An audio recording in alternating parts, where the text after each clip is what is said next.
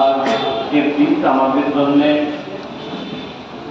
অত্যন্ত খুশি, গর্ব, আনন্দের দিন। কারণ আমরা কম বেশি সবাই জানি এবং প্রত্যেকটা ভারতীয় এটা জানা দরকার। তাই প্রতি বছরে এই দিনে পুরো দেশ জুড়ে নিজ নিজ দায়িত্বে নিজ নিজ এলাকায় যার যার যেরকম স্বার্থ আছে সেই স্বার্থ অনুযায়ী তারা এই দিনকে খুশির দিন হিসাবে, গর্ব আনন্দের দিন হিসাবে উদযাপন করে আসছে। আমরা ফুরফুরা শরীফ মুজাদ্দেদ জামান, ফ্রিডম ফাইটার, স্বাধীনতা সংগ্রামী পীর আবু বকর সিদ্দিকীর জন্মভূমি এই পবিত্র ভূমি থেকে আজকে ৭৮তম স্বাধীনতা দিবস উদযাপন হচ্ছে। বিভিন্ন জায়গায় বিভিন্ন মানুষ তাদের মতো করে তারা করছে। আমরাও ভারতবর্ষের নাগরিক, আমাদের জন্য এই দিনকে আনন্দ প্রকাশ করা, এই দিনকে স্মরণ করা, এই দিনে গর্ব প্রকাশ করা, এটা আমাদেরও দায়িত্ব। আমার পূর্বে আমাদের আবু আফজাল জিন্নাহ সাহেব সংক্ষেপে কিছু কথা বলেছেন। তার মধ্যে তিনি একটা কথা ফোটাতে চেয়েছেন, এটা অত্যন্ত দুঃখের বিষয়। আজ আমার দেশের ভৌগোলিক পরিস্থিতিকে সামনে রেখে ঠিক এমন যেন ভাবানো হচ্ছে যে বিশেষ কিছু মানুষেরই শুধু অবদান আছে, বাকি কারো অবদান নাই। এটা আমার দেশের জন্য কিন্তু একটা দুর্ভাগ্য। কোন একটা জায়গায় যেন আবার আমার দেশকে পরাধীনতার শিকলে বাঁধার জন্য আবার একটা ষড়যন্ত্র চলছে। তাই যাতে সম্প্রীতি, ভ্রাতৃত্ব, দেশের সকল সম্প্রদায়ের মানুষ, ভাষার মানুষ, বর্ণের মানুষ তাদের কাঁধ মিলিয়ে এক হয়ে যদি চলতে পারে, তার জন্য আমাদের জিন্নাহ সাহেব এই বক্তব্যটাকে ফুটিয়ে তোলার চেষ্টা করেছেন। তবে আমি দুটো বিষয়ে খুব সংক্ষেপ সময় বলব। প্রতি বছরই আলোচনা হয়, আজ আমি প্রতি বছরে করে আসছি। শিশুবেলা থেকে স্কুলে যখন পড়াশোনা করতাম, সকাল সকাল সেজে গুড়ে যেতাম। আমাদের স্যারেরা, আমাদের দিদিমণিরা, তারা ছোটবেলায় আমাদের ঘরে নিয়ে পতাকা উত্তোলন করত, সে একটা আনন্দ ছিল।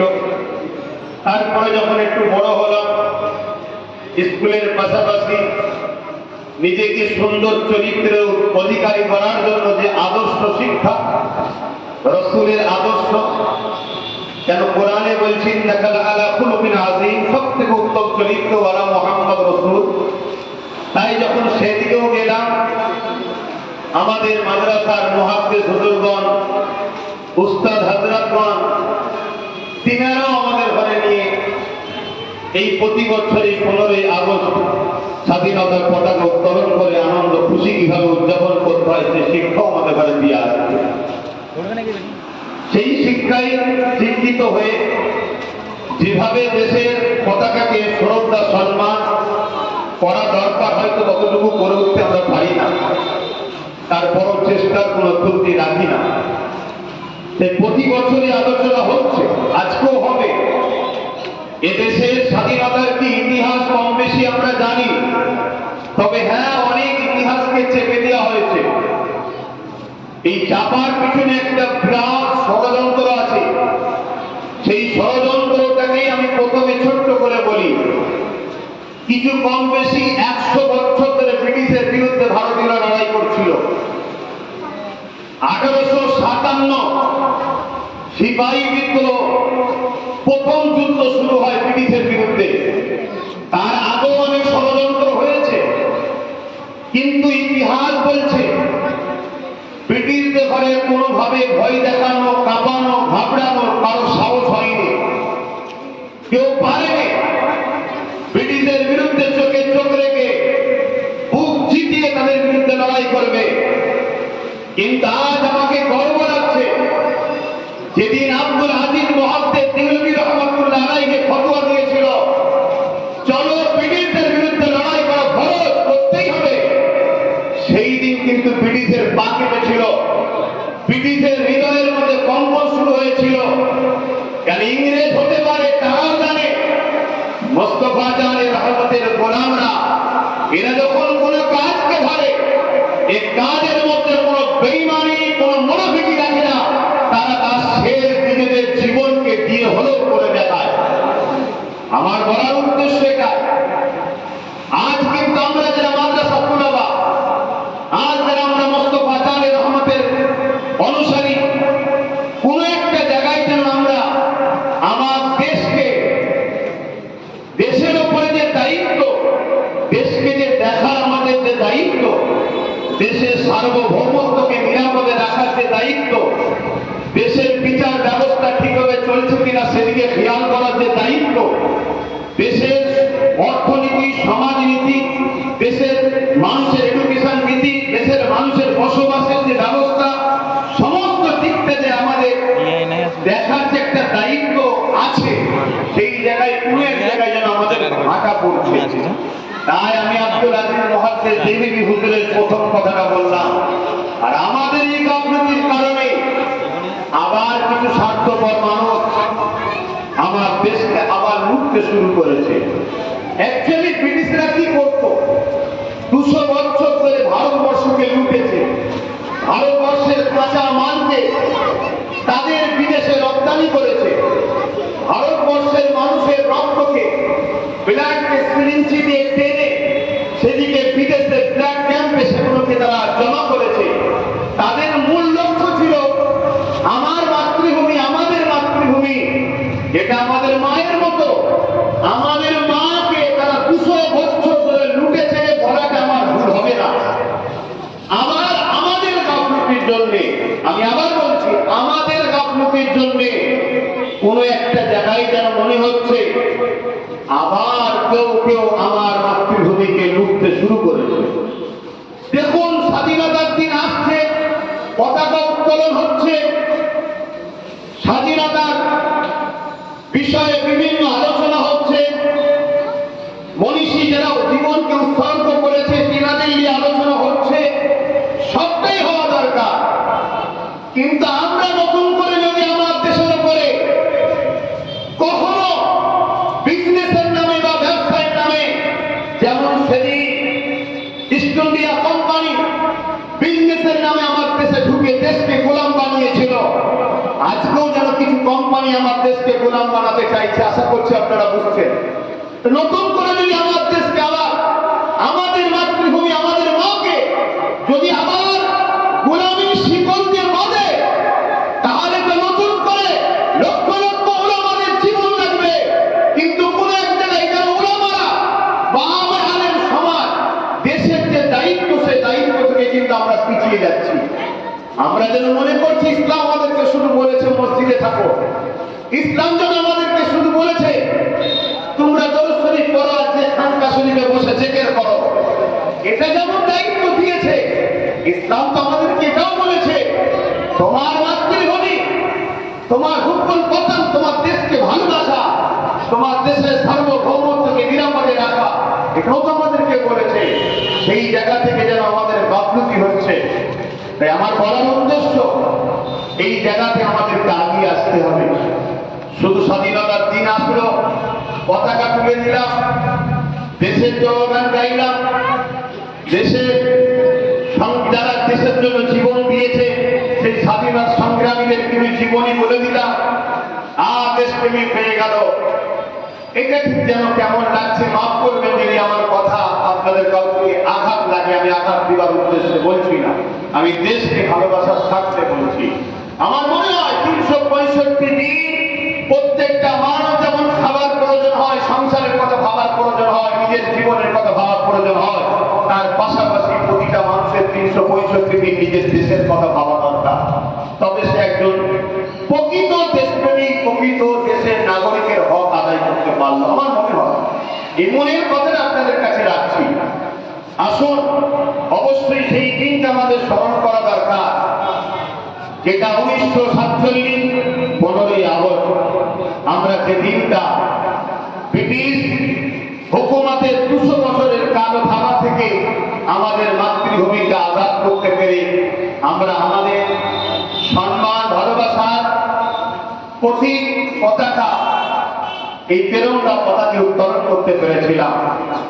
কিন্তু 1857 সিপাহী বিদ্রোহের সময় যেভাবে আমার দেশের ভারতে মানুষের মহানায়কদের জীবন কুরবান হয়েছিল, সেই দিনকেও আমাদের স্মরণ করা দরকার। একের পর একভাবে লড়াইয়ের মধ্যে দিয়ে বহু মায়ের পর বহু ভারতের বীর সন্তানেরা নিজেদের জানকে বাঁধিয়া দিয়ে একটার পর একটা দিন কাটিয়ে কাটিয়ে 1947 সালে আমার দেশকে গোলামি থেকে আজাদ করেছে। আমাদের জন্য গর্ব আনন্দের বিষয়। তাই আমাদেরকে মনে রাখা দরকার, শত শেষ স্বাধীন সিরাজউদ্দৌলার কথা মনে রাখা দরকার, নবাব সিরাজউদ্দৌলার কথা স্মরণ করা দরকার। পাশাপাশি আমরা সেই মানুষ থেকে ভুলে যাচ্ছি যাকে বাঘের মতো করে ব্রিটিশরা ভয় করত, টিপু সুলতান জিনার নাম। আজকে তিনাকেও আমাদের স্মরণ করা দরকার। আমাদের বাচ্চাদের সব জীবনী পড়ানো দরকার, জানানো দরকার কেমন বীর যোদ্ধা তিনারা ছিলেন। আমাদের স্মরণ করা দরকার নেতাজি সুভাষচন্দ্র বসুকে, তিনি যেভাবে দেশকে আজাদ করার জন্য আজাদী ফৌজ তৈরি করেছিলেন, যেভাবে তিনি সংগ্রাম করেছেন, যেভাবে তিনি দেশকে আজাদ করার জন্য লড়াই করেছেন, সেগুলোকে আমাদের মনে রাখা দরকার, শেখা দরকার এবং বাচ্চাদের শেখানো দরকার। আমাদের মনে রাখা দরকার কলিকাতার ভেতরে বিনয় বাদল দিনের মতো যুবক সন্তানেরা, আমাদের গর্ব তিনারা, আমাদের দেশের মহানায়ক তিনারা প্রকাশ্য ঢুকে গিয়ে যেভাবে ব্রিটিশদের বিরুদ্ধে নিজের জানকে বাজি রেখে লড়াই করেছে। সামান্য বয়স 18 বছর বয়স ক্ষুদিরাম বসু যেভাবে ফাঁসির কাঠগড়ায় ঝুলে গেছে দেশের জন্য, আমাদের সেই দিনকে খেয়াল করা দরকার। পাশাপাশি একজন হাফেজের কোরআন, হাফেজ তিতুমির সাহেব, একজন হাফেজের কোরআন হয়ে নিজের মাতৃভূমির জন্য কিভাবে বাঁশের কেল্লা তৈরি করেছে, সেই কেল্লার মধ্যে দিয়ে কি করে দেশকে স্বাধীন করা যায় লড়াই করেছে, তেনাকেও স্মরণ করা দরকার। কিন্তু এই জায়গায় একটা কথাও বলা দরকার, আজকে সেই তিতুমির সাহেবের এলাকা নারকলবেড়িয়া, যেটা আমার বাংলার বাদুরিয়ার মধ্যে পড়ছে, দেখলে কান্না পাবে সেই এলাকাটাকে কতটা আনকালচার করে রেখে দেওয়া হয়েছে। দেখুন, বাংলার উপরে একটা প্রথম থেকেই টার্গেট আছে, ভারতবর্ষের প্রতিটা অঙ্গরাষ্ট্র রাজ্য থেকে দেশের জন্য অনেক মহানায়ক আত্মবলিদান দিয়েছে, সবাইকে স্বাগত জানায়। কিন্তু বাংলা যেভাবে সন্তান দিয়েছে, সেই সন্তানটা অন্য কেউ দিতে পারেনি। আজকে সেই জন্যে বাংলার উপরে আজকে দেখুন সিধু কানু, তিনারও আমার বাংলার সন্তান, তিনারও যেভাবে বিরসা মুন্ডা ভুল আন্দোলন করেছিল, যেভাবে আন্দোলন করেছে ব্রিটিশদের বিরুদ্ধে, সেগুলো ভোলার মতো নয়। তো যাক, আমার বলার উদ্দেশ্য, এই দিন আসবে, আমরা এই দিন যাবে, আবার বছর ঘুরে আসবে, আমরা উদযাপন করব। কিন্তু এই উদযাপনের মধ্যে দিয়ে আমার মনে হয় একটা ছোট্ট জিনিস আমাদের পরের জেনারেশনকে দেওয়া দরকার। সেটা হলো এটা, যেমন নিজের ভালোর জন্য তুমি সব করতে পারো, নিজের মাতৃভূমির জন্য তুমি সব করো। বড়জন হলে তোমার বুকে তাজা খুনটা নিয়ে ফেলে দিতে হয়, তুমি ফেলে দাও। কিন্তু তোমার মাতৃভূমির গাদ্দারি যারা করবে বা তোমার মাতৃভূমির যারা ক্ষতি করবে, তাদের বিরুদ্ধে তুমি সংগ্রামকারী রাখো, তাদের থেকে তুমি পিছিয়ে এসো না। এই শিক্ষাটা দিও আমাদের দরকার। আজকে লম্বা করছি না, কেন সারা বছর আলোচনা এটা দরকার। সারা বছরে আমি যখন প্রোগ্রামে যাই, সেখানেও দেশের জন্য কিছু কথা বলি, এটা দরকার আছে। আজকে আমাদের আরেকটা প্রোগ্রাম আছে, নিশ্চয়ই আপনারা জানেন, কৃত ছাত্রছাত্রীদের যারা আছে তাদেরকে সংবর্ধনা এই মহান দিনে আমরা দিয়ে থাকি। সেটাও আমাদের এখন হতে চলবে। যে আমি আর লম্বা করছি না, কথা বাড়াচ্ছি না। আমার কথা থেকেও যদি আঘাত পান, আমি কিন্তু আঘাত দিবার জন্য কাউকে কথা বলিনি। আমার বলার উদ্দেশ্য, আমার দেশ যেন কোনো এক জায়গায় আমার ধ্বংসের দিকে যাচ্ছে।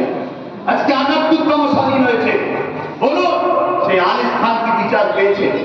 ৭৮তম স্বাধীন হয়ে গেছে দেশ হলো, আজকে মণিপুর জ্বলছে, সেখানে কোনোদিন কোনোভাবে তাদের নিরাপদ, তাদের কেন সমস্যা হচ্ছে, এতদিন ধরে চলছে, বন্ধ করা হচ্ছে। আজকে আমার দেশের কিছু মিডিয়া বা কিছু মানুষ উপার বাংলায় কি হচ্ছে সেটা নিয়ে বড় নাচানাচি করছে, আর আমার দেশে বিভিন্ন জায়গায় জাতপাতের ভিত্তিতে বিভিন্ন স্লোগানকে মানুষকে পিটিয়ে পিটিয়ে হত্যা করে আমার দেশকে বিভাজনের দিকে নিয়ে যাচ্ছে। এই নিয়ে কখনো প্রতিবাদ হয়, এই নিয়ে কখনো মিডিয়া খবর করে, এই নিয়ে কখনো লড়াই হয়। এটা ভাবতে হবে আমার দেশ কিন্তু ধ্বংসের দিকে যাচ্ছে। আর দেশ যদি গোলাম হয়ে যায়, মনে রাখবেন যেমন এদেশ যখন গোলাম ছিল, মুসলিমও শান্তিতে ছিল না, হিন্দু শান্তিতে ছিল না, শিখ পাঞ্জাবি আদিবাসী দলিত কেউ শান্তিতে ছিল না। দেশ যখন গোলাম হয়ে যাবে, পুঁজিবাদীরাই শুধু শান্তি পাবে, বাকি কাজ ধর্মমুখী দেখা হবে না। তুমি গরিব, তোমাকে গোলাম হয়ে থাকতে হবে। আমার কথা তিন লাগতে পারে, কিন্তু এটা হাকিকত। আজকে কিছুদিন আগে আবু সিদ্দিক মারা গেল। কোথায় মারা গেল? থানার মধ্যে পুলিশ পিটিয়ে মেরে দিচ্ছে। কোথায় যাচ্ছে যে আইন ব্যবস্থা কোথায়? ডক্টর বাবা সাহেব আম্বেদকর একটা সংবিধান দিয়েছে এই দেশকে চালাবার জন্য, গাইড বুক। সেই গাইড বুককে আজকে ব্রেক করছে কারা? যারা সর্বোচ্চ মাথায় বসে আছে তারা, সাধারণ নাগরিকরা ব্রেক করেনি। তারা যত নজরা দিচ্ছে সংবিধানকে, কিন্তু সংবিধানকে তাকে তুলে রেখে শিকল দিয়ে বন্দী করে রাখছে কারা? যাদের উচিত সংবিধানকে লাইনে চালানো তারাই। এর জন্য দোষী তারা যেমন, তার থেকে বড় দোষী ভারতের নাগরিক আমরা। আমরা সেই গাফলতির জন্য, আমরা দায়িত্ব কাঁধ থেকে ছেড়ে ফেলে দিবার জন্য, আমাদের এই অবজ্ঞার জন্য আজকে কিন্তু আমার দেশের সংবিধানের কালতি হচ্ছে, আমার দেশের সংবিধানকে ধ্বংস করে দেওয়া হচ্ছে। কয়েকদিন আগে আরজিকর কলেজের একজন ছাত্রী, সে ভবিষ্যৎ তার কি ছিল? তার বড় স্বপ্ন, আমি ডাক্তার হবো, আমি লেডি ডাক্তার হয়ে মায়েদের চিকিৎসা করবো, গরিবের কি বলে বাবাদের চিকিৎসা করবো, ভারতীয়দের চিকিৎসা করবো। আজকে সেই ভুলটা স্বপ্ন চুরমার হলো। শুধু চুরমার না, কিছু দরিদ্ররা তাদেরকে ছিঁড়ে টুকরো টুকরো করেছে, তাদের আব্রুকে দর্শন করেছে। আজও কোনো বিচার হচ্ছে? এ বিচার হবার নয়। আমি আনিস খানের বাড়িতে দাঁড়িয়ে বলেছিলাম বিচার পাবে না। আজকে আমার মনে হয়, আমার শুধু নয়, 95% ভারতীয়কে জিজ্ঞেস করো, তাদেরও মনে হয় আমাদের এই ভুলটা, আরজিকর কলেজের সাথে মেডিকেল কলেজের ছাত্রী, আমার এই ভুল মনে হয় বিচার পাবে না। কেন? আমরা ভারতীয়, আমাদের বিচার, আমাদের উপরে যারা জুলুম করবে তাদের বিচার হয় না। আমার দেশের সেজে দেশের মধ্যে একদল মানুষ ঢুকে গেছে যারা আদৌ ভারতীয় নয়, তাদের মধ্যে ভারতের প্রেম ভালোবাসা কিছুই নয়। ভারতীয় তো সেই ব্যক্তিটা যে প্রতিটা কদম করার আগে, কাজ করার আগে সংবিধানকে প্রাধান্য দেবে। যে সংবিধানকে মানে না, সে কখনো ভারতীয় হতে পারে না। কারণ আমার দেশের মূল হলো সংবিধান। সে যত বড় রাষ্ট্র হোক আর যেই হোক, কোন ধর্ম থেকে বিলং করছো আমার জানার প্রশ্ন নয়। তুমি যদি ভারতীয় হও, তোমার মূল কথা হবে আমার দেশের সংবিধান। আমি গর্বিত, আমার ইসলাম, আমার ধর্ম আমাকে শিখিয়েছে, তাই বুক ঠুকে বলতে পারছি, আমরা যারা সংবিধানকে মানি না তারা ভারতীয় হতে পারে না। কিন্তু আজকে এই জায়গাগুলো আমাদের খেয়াল করা দরকার। আজকে কিছু কিছু বক্তা বক্তব্য দিচ্ছে, এমন উস্কানিমূলক বক্তব্য দিচ্ছে, আমার ভারতের বা আমার বাংলার শান্তির যে ভৌগোলিক পরিস্থিতি আছে এটাকে অশান্ত করতে চাইছে। ব্রিটিশ ততদিন পর্যন্ত থাকতে পেরেছিল যতদিন বলেছিল এনফিল্ড রাইফেলের টুটার মধ্যে, নিশ্চয়ই আপনারা পড়েছেন, এনফিল্ড রাইফেল যে ছিল তার টুটার মধ্যে মুসলিম এলাকায় যে বলেছে ওতে শরীরের চর্বি দেওয়া আছে, ওই টুটাটাকে মুখ দিয়ে ছিঁড়ে তারপরে সেটাকে ইউজ করতে হতো। মুসলমান শুকরকে খাওয়া বা স্পর্শ করাকে হারাম যাবে। ঠিক আমার অমুসলিম ভাই হিন্দু ভাইদের পাড়ায় যে বলতো এনফিল্ড রাইফেল টুটাতে গরুর চর্বি দিয়ে আছে, কেন বলতো ব্রিটিশরা এই খবরটা? যাতে করে হিন্দু ভাইরা ওই টুটা মুখে নিয়ে লড়াই না করে। মুসলিম পাড়ায় শরীর চর্বি দিয়ে আছে বলতো কেন? এটা মুসলমানরা টুটাতে মুখ না দেয়। এরা দুজন যতদিন বিভাজনে থাকবে ততদিন দেশের হুকুমত করা যাবে।